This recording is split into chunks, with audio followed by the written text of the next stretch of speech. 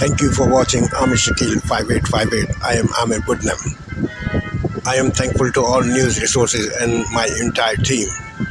Following are the news which have been reported by American, European, Asian, Canadian, African channels, and of course Australian, plus news agencies AFP, AP, and writers. Now the headlines. How to stay healthy with the good right information. Cocoa getting expensive, so the chocolate. Solar storms which could destroy the whole communication system in the world. Breaking the deadlock in Gaza war has become difficult. Mr. Blinken is in Middle East. Hamas released 2 videos of hostages. Israel is still thinking to invade Rafah in southern Gaza, but United States oppose it. Protest for Gaza in Washington, D.C. Deadly tornadoes hit the central USA. Anti-LGBTQ law in Iraq. Freedom of speech and Gaza protest in university campuses. Now the news headlines. Rather, details. Canada's health minister says there is no plan to scrap proposed changes to the capital gains tax outlined in the latest Liberal budget. It comes as doctors warn the tax change could undermine their retirement plans. In an interview with CBD Question Period, Mark Holland says he appreciates the work doctors do, but argued the changes are fair. For folks who are making, over $250,000 a year in their retirement, one of the things that we're saying is that, we need to have a system that's fair. We want to make sure that everybody is participating and has equal opportunities, and that we all have to be partners in that. And it's clear that those that are earning the most have seen huge gains, capital gains in their real estate holdings, their stock holdings, in their other assets. The budget proposes to increase the tax rate for capital gains from 50% to 67% for people earning more than $250,000 in capital gains a year. All corporations and trusts will also be taxed at that rate without a minimum income threshold. And joining me now is Tom Mulcair, CTV News political commentator and former NDP leader. Mr. Mulcair, always a pleasure. Thanks for being here, sir. Good to be with you, Renee. Now, this decision to not scrap the changes proposed to capital gains taxes, is it justified? Well, it's not unexpected because they need the $19 billion in new taxes that they just impose on Canadians for the good and simple reason that if they don't, they'll bust the $40 billion deficit limit that they set for themselves to try to show some semblance of fiscal responsibility. So there's no way around it. The rest becomes an argument about what fairness is. I just heard Mark Holland, and I read what he had to say over the weekend. Just a couple of days ago, another minister in Trudeau's cabinet was saying, maybe some Canadian doctors will go to the States, but, we'll bring in more foreign-trained doctors. I don't think that that's the most positive way to look at this issue. I think that, frankly, it's retroactive, and that's what Bill Morneau, Trudeau's former finance minister, said. There are a couple of really good analyses out there that are starting to show as well that it is in many cases a form of disguised inheritance tax, Renee, because families who had invested and thought they were going to be able to give assets and knew that they would be taxed at a certain rate and held on to them are now going to be forced to either have a fire sale or pay a heck of a lot more taxes that were unexpected. And there's one other thing that's worth looking at as well. For decades now, women's groups have been saying, look, we should look at tax changes through a gendered lens because women live longer. So to the extent that you're in many cases taking away what people have put away for their retirement, often self-employed people, that's going to hit women hardest. And these are things, of course, that I'm not sure that they were looked at by the great staff that they've got at finance. Somebody's got a paper written on this saying, yes, it will be more. But that's the type of thing that's starting to come out. So it's one thing to use a line like fairness, but it doesn't resist a close analysis. I think there are definitely sides to this $19 billion tax increase that Trudeau brought in a couple of weeks ago that are not fair. Now, already, there are plenty of people in this country who do not have a family doctor. Off the top of my head, I believe it's something like, I want to say 83% or something like that who have a family doctor. So is this only going to push more doctors away? Well, that's the point. And it's exactly right what you're saying, by the way. And not only that, it's predictable that some will just pick up and leave and say, well, this isn't fair. You're changing the deal. And my way of being remunerated and putting money away, because they don't get the fat government pension. They have to put money away for their own retirement. And then Mark Holland pulling out of thin air numbers and saying, well, they've made a lot of money on their investments. We're just going to tax some of it back. Based on what? And it's a bit of a fight that they love to have because they wanted to try to paint this as being against the rich. This is Trudeau and the Liberals trying to say, look at Poilievre, you won't do this. You won't go after the wealthier people in our society. But it hasn't been thought through. Not only is what you say true, Renee, but think about this. When you're reducing what a doctor is taking home, the next thing they're going to do is when they have a negotiation with the provincial government for the next salary raises, they're just going to say, well, we just lost 10% of our money because the federal government has taxed it away. We're going to negotiate that from the provinces now. And then the provinces are going to turn back to the feds and say, we've got to top off. You're already reducing the proportion of healthcare that you pay. You're going to have to help us out of this line. So it's a self-defeating increase in taxes. It wasn't thought through. Trudeau wanted to have a fight with the Conservatives. They very wisely just left this thinking pile there and are letting the different groups do the type of analysis that you and I are talking about now. But it's not working. His budget has failed, and now he's just trying to turn all of this into a tax against the Conservatives in general and Poilievre in particular. I don't think that's going to work either. I remember it wasn't that long ago that you and I were chatting and saying that this budget was going to have to be something that would really change minds about the Liberals. A lot of people weren't happy with them. How is it going, do you think? Well, we've had a half a dozen polls and since the budget, and some people are saying, well, it'll take a little bit more time for fights to occur, for example, with the doctors, and that might change people's perception of Trudeau. But overall, those polls are showing zero movement. They're showing, on average, the Liberals trailing the Conservatives by 20%. So if this budget was supposed to give them a big boost, it hasn't. They're spinning now that if they manage to catch up 5 points between now and the end of June, they'll consider that a success. But since when is it a success to be only 15% behind your principal opponent? So I think that Mr. Trudeau is in a spot of trouble, and I think it's reflected by the fact that we've had really top stories written about people organizing for Dominican Law. We've seen a very serious potential candidate in Mark Carney giving speeches to groups of liberal thinkers and MPs, showing his stuff, his progressive side, his deep knowledge of finance and of the environment. He's definitely getting ready for launch, and when it comes, the pressure has not started to build yet on Trudeau, but I believe it will. It's just in the natural order of things when you're 20 points behind. Tom Mulcair, CTV News political commentator and former NDP leader. Thank you as always for your time. And joining me now is Ontario's Education Minister himself, Stephen Lecce. And Mr. Lecce, thank you very much for being here with us today. Thank you, Renee. Good to be on. So let's start by asking, what do these measures aim to do for students? Fundamentally, we're trying to change the behavior of young people to be, responsible young adults in our schools, where we teach young people about the responsible use of technology, about digital citizenship, and about the health and mental health that is consequential to their lives. And it's why we brought forth a comprehensive plan to really crack down on vaping, to ban it outright, to deny it as a safe place in our schools, and to restrict cell phones. Ultimately, we will respect the judgment of teachers when technology is necessary to aid in learning. But when teachers say, put your phone away, I want students and parents to know we will stand by educators as they enforce the policy. Our position is clear. Out of sight, out of mind. Out of sight, out of mind means when a teacher says you can't use your phone or a tablet, you've got to listen to them. And my hope is through education and prevention and marketing and an advertising campaign and letters to parents and training to teachers and engagement of our students that they will get the point. But if they don't, we've included progressive discipline when necessary to make sure there's deterrence and some teeth. Because many teachers have told us, look, it sounds good, but you need to have some courage to enforce it if you want to change behavior. And that's what we're doing today. So sticking with just cell phones for a moment, there was a time when high schoolers weren't even using them in the classrooms. But can you describe what the situation is now? What has changed in such an uncontrollable way? I think ultimately, many young people have built dependency on technology. And it worries me, honestly, as a minister, as a Canadian citizen, we have seen just a significant degradation in the human skills of our young people to communicate, to debate civilly, to express emotionally. These are life skills, but they're fundamental skills if you want to succeed in this country. And I worry that we have lost our humanity in our schools, and technology, vaping, cell phones, cyberbullying has become a rite of passage. And so the message ultimately to schools, to Ontario, as a Team Ontario approach we're taking here, working with teachers and students and parents and health experts, is to say, look, we've got to have a responsible use of technology. There's a time, Renee, where technology is actually necessary to learn. So it's not going to be unusual that we're bringing forth a policy that has an element of discretion. When it is permitted, it will be allowed. But when it is not, we expect enforcement and we expect consistency. Because ultimately, I'm trying to change the culture in schools where we return to some sense of focus on academics and safety and common sense back in the school system. Certainly, cell phones have been around for a while, and these types of distractions, it's not just in the past year or something that this has started. So why only just now that these new rules are coming into effect? Right. In 2019, the government announced a requirement that school boards build policies to restrict cell phone usage. What we heard was some boards, minority boards, did a good job with strong policy. And some individual schools, some principals really led by example and had tough policies that changed the culture. But the overwhelming majority of schools did not, and the boards did not. And so here we are today with an opportunity to impose a provincial standard that returns the focus on academic achievement, that restores a sense of a focus on the back to basics agenda of our government as we try to see improvements in reading and writing and math and other STEM disciplines. So this is really about going back to basics. It was our government that announced deals with every teacher union. We have 3 years apiece, and no government in a generation has delivered that. But that doesn't have impact unless these kids are actually able to focus on academics and the curriculum as we really try to emphasize the academic achievement element. So that's why we thought it was important. We've landed deals. We've now brought in restrictions on cell phones. We've banned vaping. We've emphasized literacy and math as the focus of our government. And today we're also bringing forth more investments, more supports, more mental health capacity that we can leverage in our community to help young people deal with addictions on cell phones or technology, screen time, or obviously vaping, cannabis, and nicotine. All of these policies may require intervention and support, and the government of Ontario is stepping up in a pretty big way. I do want to get to vapes because we know they're extremely addictive for many, much like cell phones. How will these measures be implemented, and does it apply to the traditional cigarettes as well? Yes, so what happened, we have a requirement. Right now in Ontario, it is illegal to vape. It is illegal to own a cigarette. It is illegal for a person under 18 to smoke cannabis or consume those products, and yet they become very normal in this country. Not just an Ontario challenge, it is a global issue. And Canada has among some of the highest vape rates on earth. So I am deeply concerned by this trend, and I'm determined, our government and premier is determined to change that trajectory by bringing forth mandatory learning, strengthening the mandatory learning in elementary schools with respect to the perils and harms of vaping on young people. We're also going to be investing $15 million in community-based mental health supports so that if a child has addiction challenges, they'll get access to those wraparound supports, both in school or in community, but we're taking an all-the-above approach. And then finally, we're training our staff.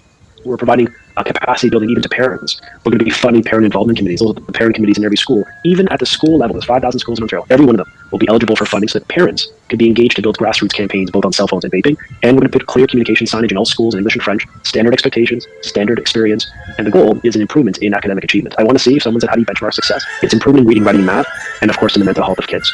And there's enough research out there. We've had years of research mounting, and it's about time government had the courage to act, to enforce, to strengthen education, and to stand by our teachers when they enforce this policy. And the government and our premier is saying, yes, we're going to do that. We are going to indiscriminately apply this policy and stand with parents who expect some common sense and academic rigor back in our schools, and we feel so strongly about it, we're implementing it for September.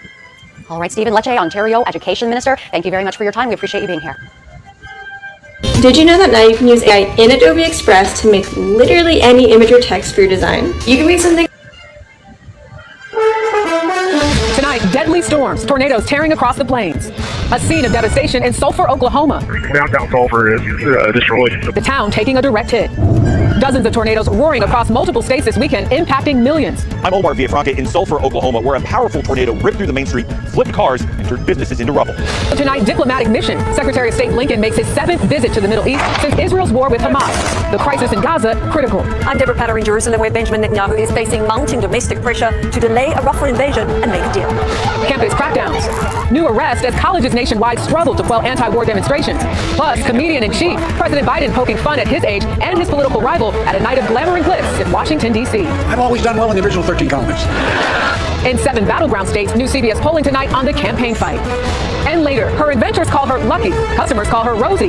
Restaurant owners say she's the future. I am Rosie, delivery robot. Welcome to our restaurant.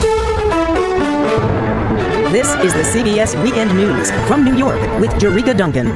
Good evening, and thank you for joining us on this Sunday. Mother Nature struck with deadly and violent force this weekend as dozens of tornadoes ripped through the plains. The hardest hit state, Oklahoma. Take a look at this devastation. This is the small city of Sulphur, home to only 5,000 people, some 85 miles southeast of Oklahoma City. Much of Main Street, as you can see, reduced to rubble, lives shredded, at least 4 deaths reported in the state, including an infant. More than 100 tornadoes are reported to have struck since Friday, the flurry starting in Nebraska, and tonight the threat of severe weather remains in Texas, Louisiana, Arkansas, Missouri, and Oklahoma. CBS's Omar Villafranca is in Sulphur, Oklahoma, and leads off our coverage tonight. Omar, good evening to you. Good evening. Last night, wave upon wave of storms pounded Oklahoma. And take a look at some of this damage here behind me. Trees snapped in half. Behind those trees, buildings missing the roof, walls collapsed. Thousands of people are still without power, and many more are trying to pick up the pieces. Large tornado confirmed on the ground, moving north just south of Sulphur. Violent storms ravaged Oklahoma overnight. Listen to it. The small city of Sulphur devastated after taking a direct hit. Downtown Sulphur is destroyed. At sunrise, the widespread damage revealed. The tornado shredding buildings, turning them into piles of metal and brick. 19-year-old Addie Gordon was helping out at the local steakhouse when she heard sirens and ran for cover. As we're running through the building to get down to that basement, the glass is all shattering out of the windows, and it's just like a bomb went off. At any point, were you scared? Oh, I screamed. I thought I was going to pee myself. It's so much worse in person. Just so hard to wrap your mind around. Dana Vanderver and Donna Lewis's business was wiped out one day after the store's grand opening. It's too soon to even think about it, really. Don't know what we'll do. Dozens of tornadoes ripped through the plains this weekend, impacting millions. In the city of Marietta, near the Texas-Oklahoma border, a tornado carved a canyon through this Dollar Tree warehouse. The National Weather Service says a preliminary report of this storm called it an EF3, and that's wind speeds of at least 136 miles per hour. And residents here are saying cleanup will take weeks. Jerika? Yeah, those pictures say it all. Omar Villafranca, thank you. Now to the Middle East. Today, President Biden spoke by phone to Israeli Prime Minister Benjamin Netanyahu, warning once again about a new Israeli assault on the city of Rafah in Gaza. Also today, Secretary of State Antony Blinken left Washington for his latest trip to the region. Blinken is expected into Israel Tuesday. It will be his 7th visit since the war began in October. CBS's Deborah Patta is in East Jerusalem tonight with the very latest. Deborah. Good evening. There is a flurry of diplomatic activity in this region this week in a last-ditch effort to revive ceasefire talks and secure a hostage deal ahead of a possible ground offensive in the southern Gaza city of Rafah. The pressure is mounting on Prime Minister Benjamin Netanyahu. Anger over the government's failure to bring their loved ones home has spilled onto the streets as demonstrators have stepped up their protests, which more than once have ended in scuffles with police. Prioritizing a hostage deal over the Rafah offensive has exposed cracks in Netanyahu's coalition government. The release of the hostages is our first priority, said Foreign Minister Israel Katz, adding that would mean deferring an offensive in Rafah, where more than 1.4 million Palestinians are sheltering, a move vehemently opposed by Israel's more hawkish right-wing faction. With the threat of a full-scale offensive hanging over Rafah, people here keep asking, where will they go? Much of Gaza lies in ruin. The destruction on such a scale, it is uninhabitable. And there is nowhere safe to run to. This little boy and his elder sister are beside themselves with grief. They've already lost their mother. Now their father's been taken too. My brother is just 6 years old, Zain Al-Ghaith screams. He's an orphan. How do I raise him? The staggeringly high civilian death toll in Gaza has sparked nationwide protests at American universities, which have not gone unnoticed by students in Rafah, whose education came to an abrupt halt with the war. They no longer have walls to spray graffiti on, instead showing their gratitude on the tents they now call home. Aid groups have warned that an invasion of Rafah would worsen the already desperate humanitarian situation in Gaza, Jerica, where famine looms. Deborah Patta reporting in East Jerusalem. Thank you. In this country, anti-war protests on college campuses have grown nationwide. This is USC in Los Angeles. Police there and in other cities made over 100 arrests this weekend. CBS's Mark Strassman has more. All the clamor on campus keeps spreading. A clash of more than ideas. Riot gear at Ohio State. Tasers at Emory University in Atlanta. Mostly pro-Palestinian protesters, at times scuffling with police, waved on by school administrators, with hundreds of arrests. Communities like the University of Texas turning on each other. Israel's war on Hamas has another front line. A free speech and hate speech campus debate that's anything but academic. If you want to protect free speech, then you don't break up peaceful protests. People didn't seem to be aware of how bad the situation for free speech and academic freedom already was on campus until October 7th. Greg Lukianoff of the Foundation for Individual Rights and Expression, a group defending the right to free speech. Do you have the sense that any of this is moving the ball forward? Some of the ways the protest has been going on college campuses has been alienating more of the public than bringing it in. On Columbia University's West Lawn, civil disobedience, this ongoing tent city, galvanized national protests. They want the university to divest investments in Israel and companies they say profit off repression of Palestinians. Dueling protests at Columbia, pro-Israel, pro-Palestinian, reflect a larger welter of opinion and emotion, passion, and perceived prejudice. People would be up in arms and protesting that right away, but because it's the Jews, I feel like nobody cares. All this coast-to-coast commotion is well into its second week, and what began here at Columbia has now rippled overseas. From Paris to London, university students occupied buildings and marched in the streets. They're echoing this U.S. student movement. At times, a moment that's been unflattering, even dark, from intolerant protesters to stumbling universities. A lot of campuses are teaching young people to think like activists and less like scholars. When you're reduced to just shouting at each other, that is a failure of some of the things that makes higher education so special. Mark Strassman, CBS News, New York. Well, anti-war activists rallied outside a hotel hosting the annual White House Correspondents' Dinner attended by President Biden. More than 100 people waved Palestinian flags, some shouting, "Shame on you," to arriving guests. Inside, a celebration of freedom of the press and a chance to poke fun at politics. Comedian Colin Jost joked about the president and the legal woes of his expected Republican rival.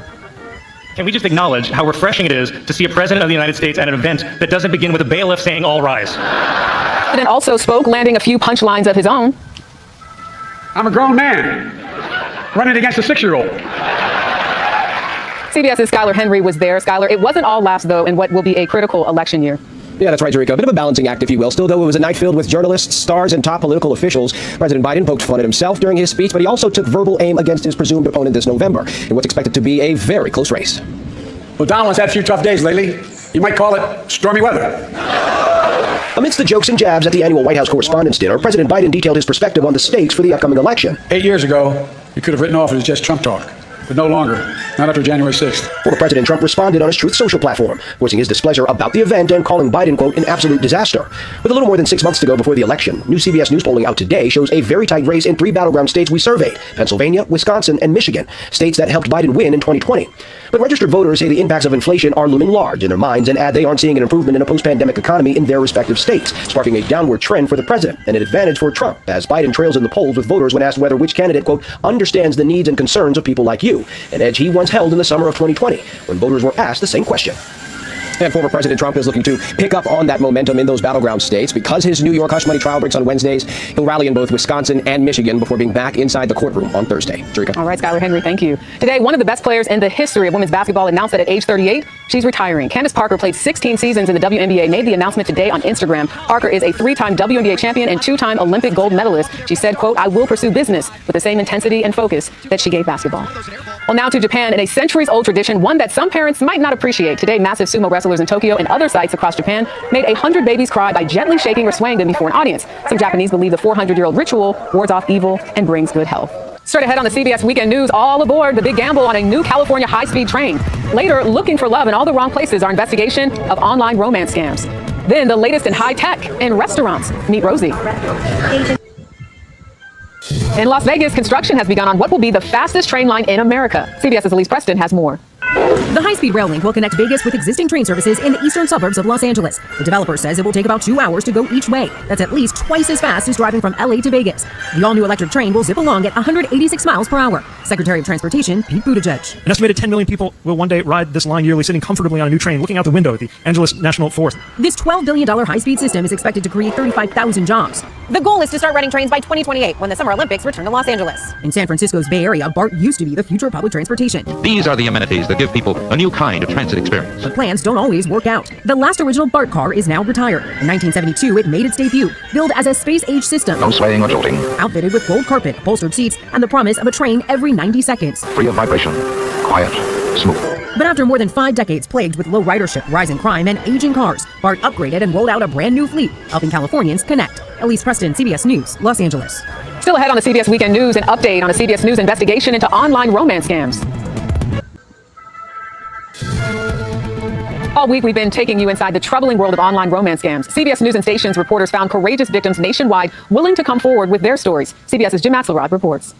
From Colorado. No, he's always very romantic. To California. I messed up my life. CBS News searched court cases across the country to find scam victims with the courage to share their stories. People like Connie in New York, who say for too long this crime has carried an unwelcome stigma. Every day I beat myself up. How stupid are you, Connie? You're an educated person. The Federal Trade Commission estimates last year, 64,000 Americans fell for dreamy but fake identities online. 40% of the victims are men. I believe this person. That's why I fell for her. Anyone looking for love can fall victim. They come from all walks of life. It's all ages. It's, 20s to 70s, 80s. All education levels? All education levels. You're talking doctors and lawyers to ditch diggers. It happened to Karina, a California woman with a PhD. I clearly so badly wanted to believe in the dream that he was selling me. These organizations are sophisticated. They know how to defraud everybody. They're very good at it. That's what they do. They're motivated by money. Romance scams cost Americans more than $1 billion last year. And this Texas woman reveals it nearly cost her life. I felt like I couldn't live knowing that I had participated in something like that. In this epidemic, advocates encourage compassion for victims. The worst thing to do is to pass judgment, to make them feel stupid. And urge caution for everyone looking for love. Jim Axelrod, CBS News, New York. The CBS Reports documentary, Anything for Love, Inside the Romance Scam Epidemic, premieres tonight at 9 p.m. Eastern on CBS News 24/7, streaming on the free CBS News app. Well, coming up on the CBS Weekend News, serving the salsa and a lot more without the sass. Meet Rosie.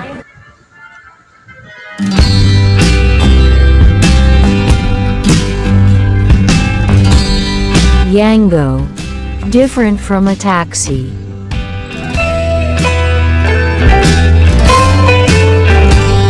Download now.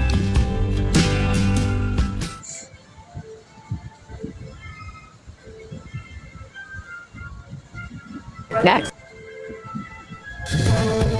A new employee at a California restaurant is proving popular with patrons even though she lacks a human touch. In tonight's Weekend Journal, CBS's Itai Hot explains how replacing people with robots is coming up rosy.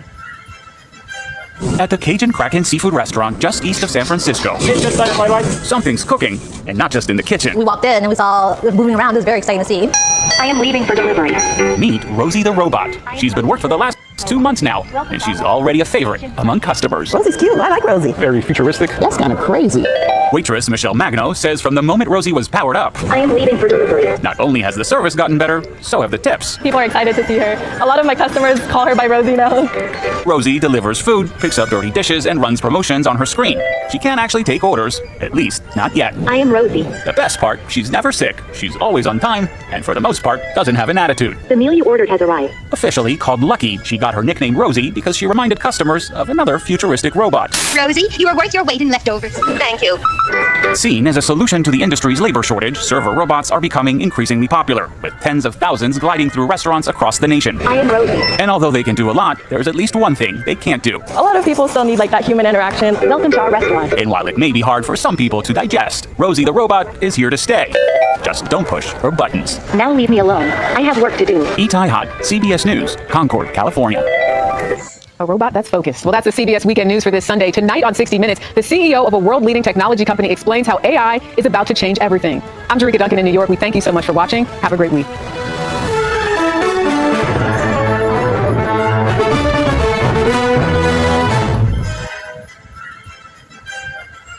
Scattering debris for miles, tens of thousands without power. Melissa Dunn reports from Oklahoma. Our weather team times out the threat tonight. Caught on Tonight, as we come on the air, millions are on alert as severe weather pounds the nation's heartland. The threat stretches from Texas to Missouri, heavy rain, powerful thunderstorms, and the chance for more tornadoes. After more than 100 reports of twisters in just the past 4 days, residents sheltering in place, entire neighborhoods leveled. At least 5 people have died. Among the victims, a baby just 4 months old. The tornadoes destroying homes and businesses, scattering debris for miles, tens of thousands without power. Melissa Dunn reports from Oklahoma. Our weather team times out the threat tonight. Caught on camera, a New York State district attorney allegedly refusing to stop for an officer. The prosecutor accused of speeding on her way home from work. The incident captured on police body camera, and why local officials are calling for the state to investigate. The pressure on Israeli Prime Minister Benjamin Netanyahu intensifies. Israeli citizens, including hostage families, demanding a ceasefire and the release of their loved ones held by Hamas after more videos emerge of those still held captive, 2 of them dual American citizens. And a phone call today between President Biden and Netanyahu. Tom Sufi Burge in Israel with what was said on that call. Here at home, the fallout fueled by the war on college campuses. Across the country this weekend, hundreds arrested. What the protesters are demanding as counter demonstrations ramp up. Our team is on the ground at UCLA. More trouble in paradise. A 4th American tourist detained on Turks and Caicos after authorities say they found ammunition in a Virginia father's backpack. The urgent warning tonight from the State Department. Concerns with the commercial milk supply as bird flu spreads among dairy cows. And America Strong tonight, the determined Boy Scout overcoming the obstacles and odds to fulfill his latest dream. From ABC News World Headquarters in New York, this is World News Tonight. Good evening, everyone. Thanks so much for joining us on this Sunday. I'm Lindsay Davis. We begin tonight with a deadly tornado outbreak spanning several days, leveling towns in the heartland. At least 5 people are dead, including a 4-month-old. Across Oklahoma, the twisters left a trail of destruction. Dozens of people injured. The governor there declaring a state of emergency. In Sulphur, one of the hardest hit communities, homes and businesses there destroyed. The powerful winds flipped over cars, ripped away roofs, and downed power lines, leaving thousands in Oklahoma in the dark tonight. More than 130 tornadoes have been reported just since Thursday, and the severe weather threat continues tonight from Missouri to Texas. Our weather team is standing by with a forecast, but ABC's Melissa Dunn leads us off from the storm zone.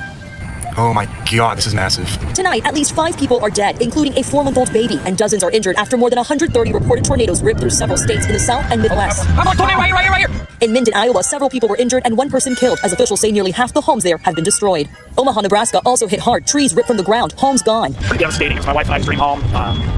We're thankful to be alive. In Marietta, Oklahoma, where 1 person lost their life, this tractor trailer tossed off of this road. The governor of Oklahoma declaring a state of emergency, saying he's never seen anything like this. You just can't believe the destruction. Like, it seems like every business in downtown has been destroyed now. The small town of Sulphur, Oklahoma was one of the hardest hit communities during the outbreak. Joretta Morris and her husband drove home in their car during the storm. They would make it, racing into their storm shelter. But when it was over, their house was reduced to this. It's just so sad to look up and down the street and see what used to be and is not now. And to know that there's so many people that are really suffering right now.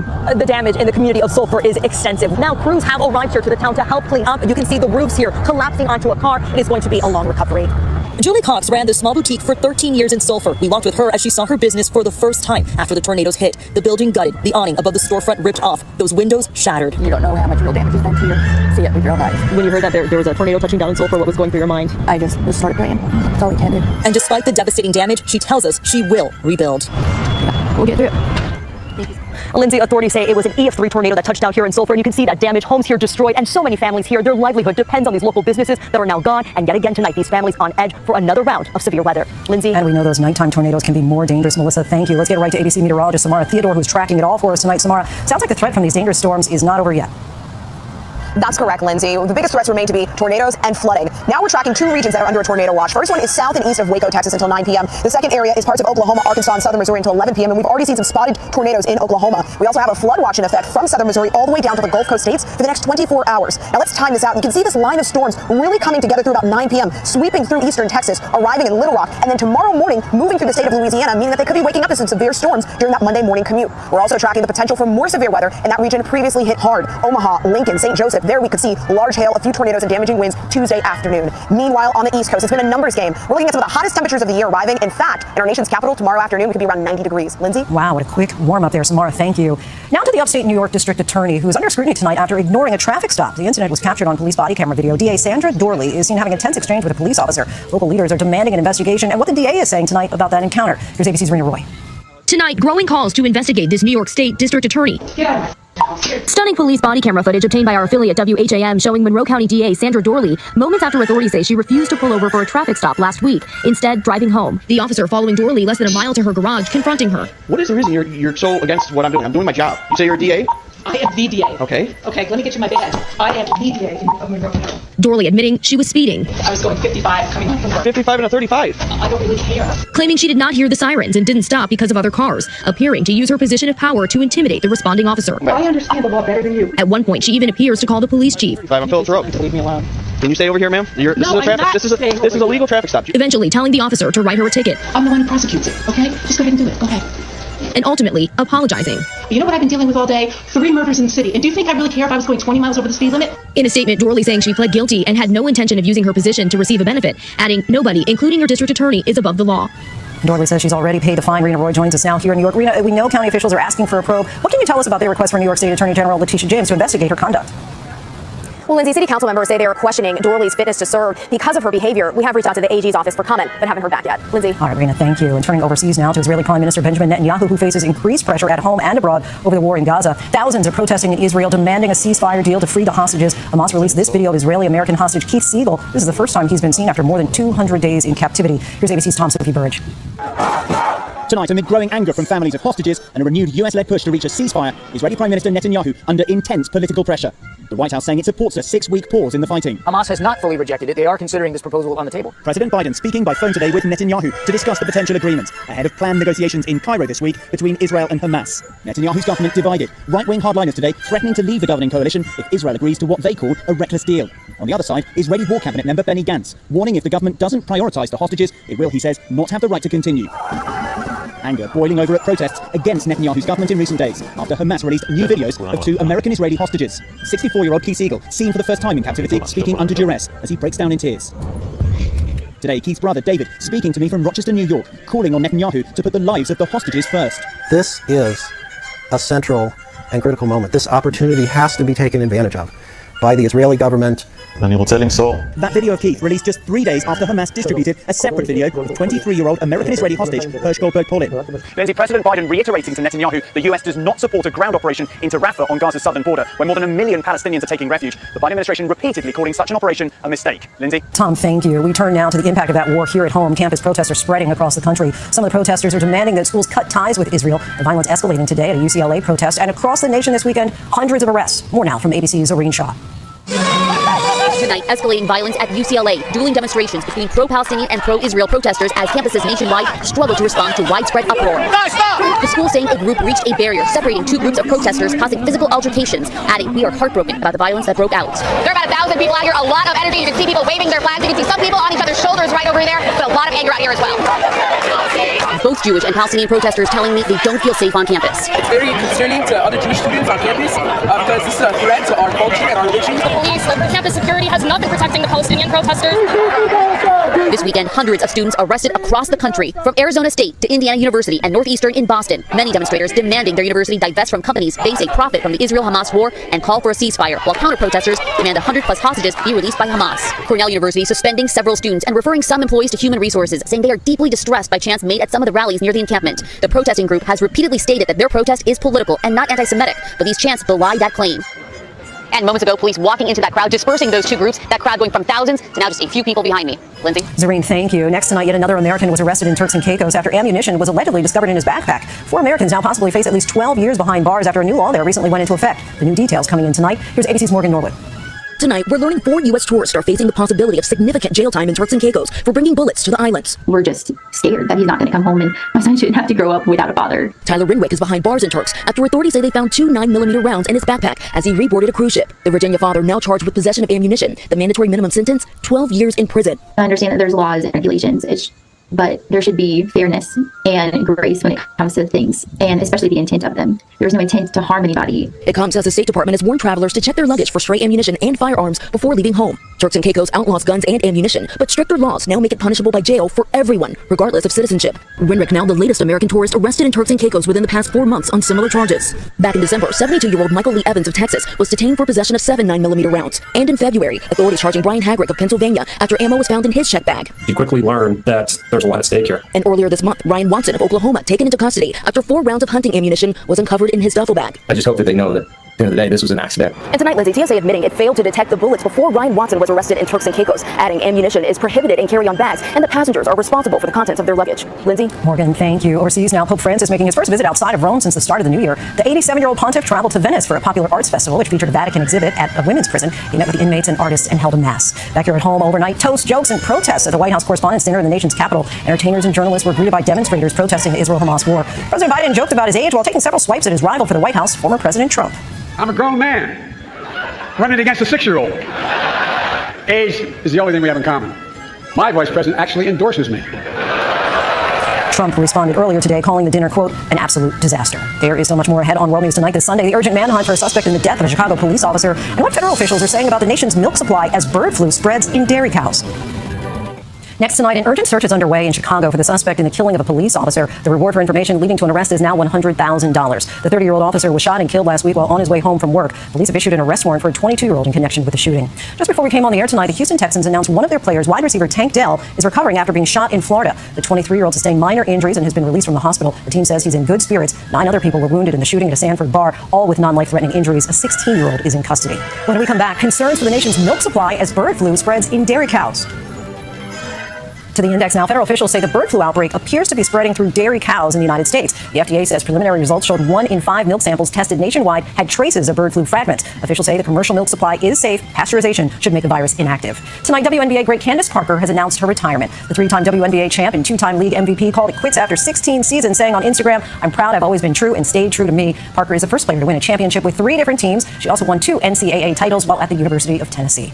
When we come back, a young man who won't let anything stand in the way of his goal. Finally tonight, America Strong. A young man, his dream, and his determination. Zach Ridley is on a journey. Born prematurely after suffering bleeds on both sides of his brain, he was diagnosed with cerebral palsy, undergoing physical, occupational, and speech therapy since he was a baby. Good job. But this 17-year-old from Little Rock has always been determined to do the same things as his siblings and other kids his age. At 6, he joined a baseball team with the Miracle League. By 8, he was playing soccer through community connections. At 10, he completed a kids triathlon.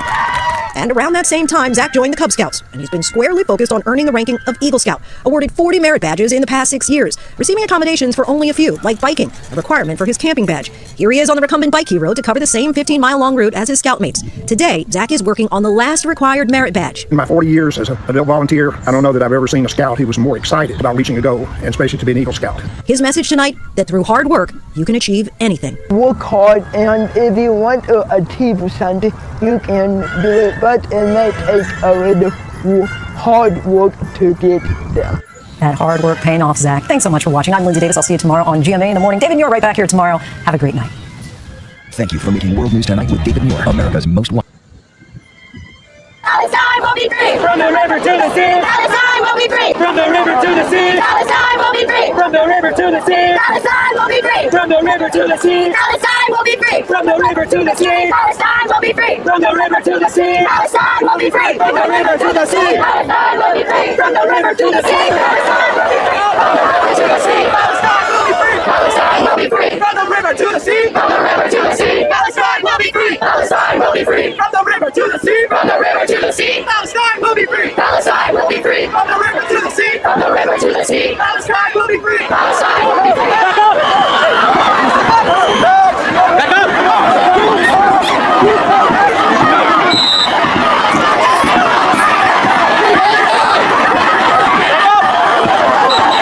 Stay back!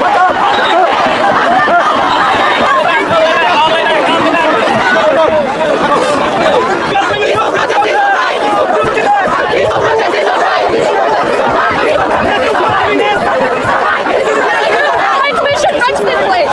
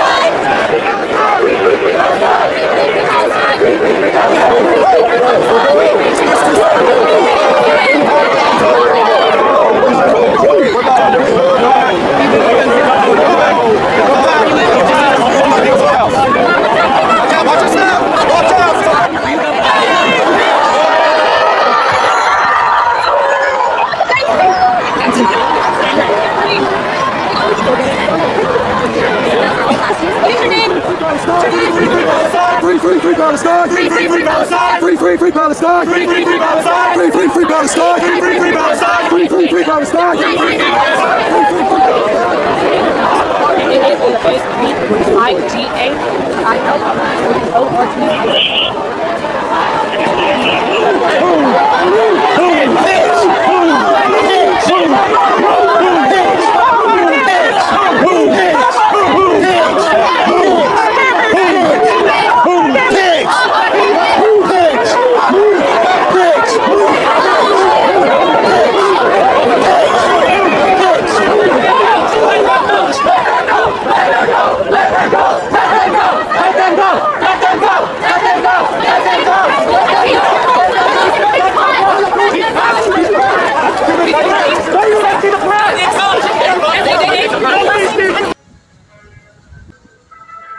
Good evening. We are coming on the air tonight with an unrelenting storm system now turning deadly in one of the most volatile stretches for the middle of the country in 5 years. We're learning tonight at least 4 people have been killed, with overnight twisters like this one tearing through parts of Oklahoma, stripping the roof off this massive warehouse in a powerful show of force, flipping these tractor trailers. The destruction across more than a dozen states, stretching from Texas, you see it here, all the way to here in Nebraska, where the National Weather Service issued the most tornado warnings ever in a single day. And if you look at this map here, you can see more than 100 tornadoes reported in just the last 72 hours. And yes, it is always intense in the spring in this part of the country, but it is rarely this extreme. We've got it covered tonight with Marissa Parra making her way to hard-hit Sulphur, Oklahoma. This is the moment Sulphur, Oklahoma changed forever. The eerie outline of a tornado making its way through the night sky. The theater. There's Raina's.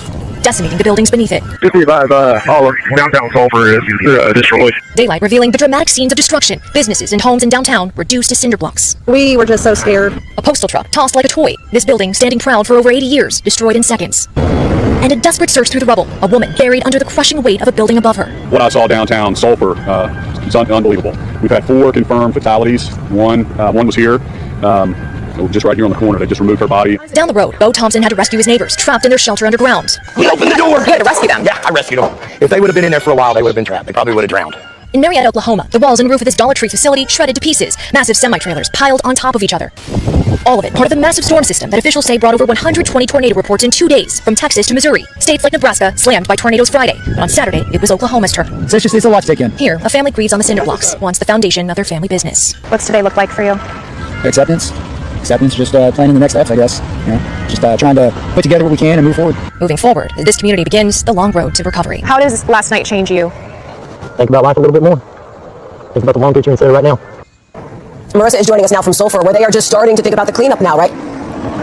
Hey, Hallie, I want to show you on a micro level what the devastation looks like. This was a family business 30 years in the making. You can see what is left of this furniture store, pieces of furniture buried underneath these bricks here. This sky completely exposed. On the other side here, Hallie, the governor says there were 20 people buried underneath what was left of a bar. One of them didn't survive. Hallie? Thanks for watching. Stay updated about breaking news and top stories on the NBC News app or follow us on social media. Thank you for watching and privilege of your time. This is Amir Shakil 5858. I am Amir Woodman.